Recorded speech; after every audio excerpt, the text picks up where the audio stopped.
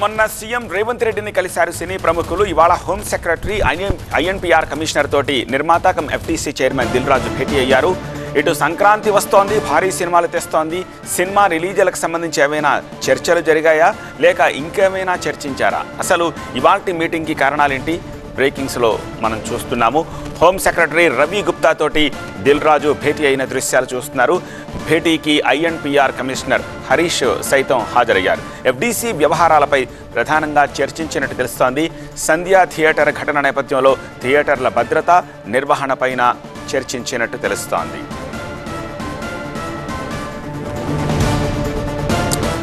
మరింత సమాచారం మా ప్రతినిధి ప్రభాకర్ అందిస్తారు. ప్రభాకర్.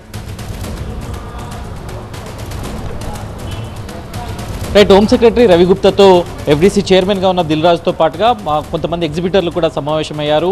ఎగ్జిబిటర్ల సమస్యలతో పాటుగా థియేటర్ల రెన్యువల్ అంశాన్ని If it's family, it has to be home. If it's home, it has to be Aparna. Saluting the spirit of every couple's sacrifice to build their dream home. ప్రధానంగా డిస్కస్ చేసినట్టుగా తెలుస్తుంది. మనం దిల్ రాజుతో మాట్లాడే ప్రయత్నం చేసినప్పుడు కూడా అదే చెప్తున్నారు. ఆ ఎఫ్డీసీకి సంబంధించిన రోడ్ మ్యాప్ ఏ విధంగా ఉండాలి అనే దానిపైన ప్రధానంగా చర్చించాం. కొన్ని థియేటర్స్కి సంబంధించిన లైసెన్స్ రెన్యువల్ అది హోమ్ శాఖ దగ్గరే ఉంటుంది.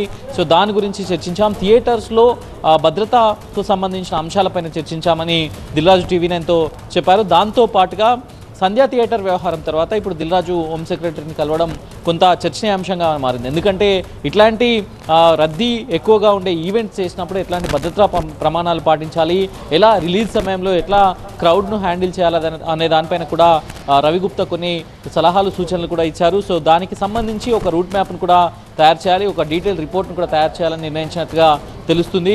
సో ముఖ్యమంత్రితో సమావేశం తర్వాత వెంటనే ఈ ప్రోగ్రెస్ అనేది అయితే కనబడుతుంది. ఇప్పటికే క్యాబినెట్ సబ్ కమిటీ వేయాల్సి ఉంది.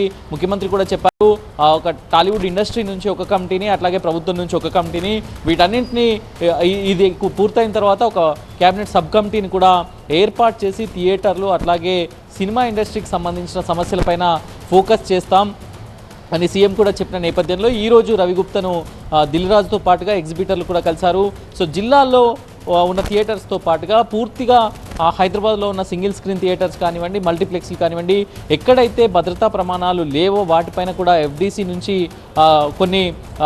కొంత సమాచారం కూడా తీసుకున్నట్లుగా తెలుస్తుంది. సో భద్రతా ప్రమాణాలు, భద్రతకు సంబంధించిన అంశాలే ప్రధాన ఎజెండాగా అయితే తీసుకెళ్ళినట్లుగా తెలుస్తుంది. ఇక సంక్రాంతికి సంబంధించిన మూవీ రిలీజెస్ కూడా ఉన్నాయి. గేమ్ చేంజరు, సంక్రాంతికి వస్తున్నాం వంటి పెద్ద సినిమాలు కూడా రిలీజ్ కాబోతున్న నేపథ్యంలో అట్లాంటి టైంలో కూడా ఎట్లా రెస్పాండ్ అవ్వాలి, ఎట్లా రియాక్ట్ అవ్వాలి, ఎట్లా హ్యాండిల్ చేయాలి ఆ సిచ్యువేషన్స్ అనేది కూడా దీనిపైన కూడా చర్చించినట్టుగా తెలుస్తుంది. దాంతోపాటుగా ఇంకా హీరోయిన్లు థియేటర్లకు వచ్చే క్రమంలో ఎట్లాంటి భద్రతాపరమైన పర్మిషన్స్ తీసుకోవాలి అనే అంశంపైన సినిమా ఇండస్ట్రీకి కూడా కొన్ని గైడ్లైన్స్ జారీ చేయాల్సి ఉంది. హోమ్ సెక్రటరీ హోంశాఖ తరపున వాటిని జారీ చేసే అవకాశం అయితే కనిపిస్తుంది.